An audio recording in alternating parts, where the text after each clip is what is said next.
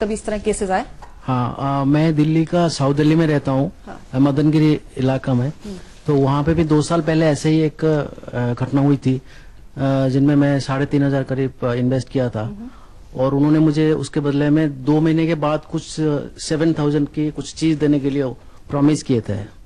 तो और 2.5 साल हो गए था उनको, जब वो रातों रात उन्होंने गायब हो गए और पुलिस में पकड़ में आई थी बाद में और लाठीचार्ज वगैरह बहुत कुछ हुए थे।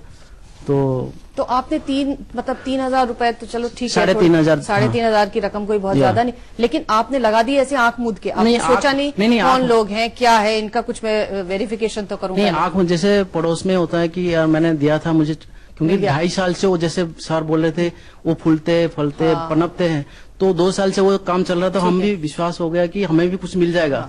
और 2 महीने बाद मिलना है, ये टाइम भी बहुत लंबा नहीं है, लेकिन 1 महीने बाद वो चला गया। और मैं समझता हूँ कि इसके लिए जो जैसे रोहित सर ने बताया कि 1982 या समथिंग उनका रेगुलेशन हो रखा है। मैं समझता हूँ कि आरबीआई जो है इनको और कुछ पैसा जैसे सिक्योरिटी की तरह के ले चिटफंड बनाने से पहले, तो ये लोग भाग नहीं सकते। बिल्कुल। हाँ, इधर दीजिए माइक पीछे। हाँ बताइए। मेरा नाम नीतीश है। मेरा रोहित सर से एक सवाल है। तो ये आप पैसा लेके उसको इन्वेस्ट कहाँ पे, किस एरिया में इन्वेस्ट होता है पैसा? पहली बात कही आपने कि 9 से 10% का जो रिटर्न है ये हम इन्वेस्ट कहीं पे नहीं करते। जब भी पैसा इकट्ठा होता है हर महीने, जितने भी एक ग्रुप में लोग हैं, 20 लोग हैं या 30 लोग हैं, उनका पैसा इकट्ठा करके उन्हीं में से एक को दिया जाता है। ये किसी दूसरे आदमी को, बाहर वाले को नहीं दिया जाता। और एक चिटफंड जो है ये इंटरनेशनल भी एक कॉन्सेप्ट है जिसको हम rotating and saving credit association कहते हैं, जो वर्ल्ड वाइड चलती है पूरी। It is not only in India, मतलब पूरा वर्ल्ड में ये एसोसिएशन चलती है।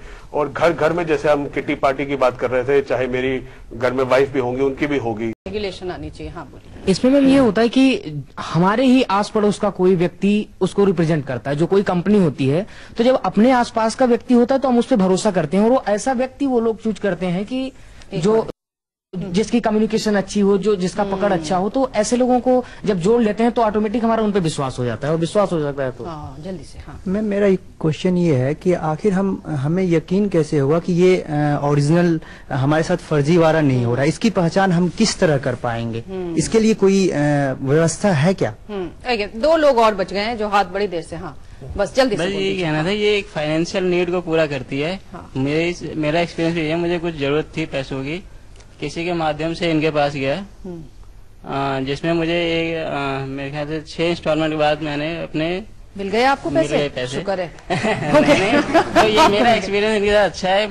मैं लगभग 8 साल से जुड़ा हुआ हूँ। अच्छा ठीक है। हाँ पीछे दीजिए। हाँ बोलिए। जैसा कि सर ने कहा कि शारदा कंपनी चिटफंड कंपनी नहीं है, मल्टी लेवल कंपनी है, बिल्डिंग्स बनाती है, लोगों के पैकेजेस देती हैं, घूमने का फ्लैट देती हैं, तो कहीं उनका मतलब उनकी पॉलिसी ये तो नहीं रहती है कि हम अपनी बिल्डिंग्स तैयार करें, फ्लैट तैयार करें और लोगों को इस तरीके से लुभाएं? इधर तो पैसा जनता का लूटा ही और उधर भी लोगों से वसूल रहे हैं पैसा। बिल्कुल बिल्कुल।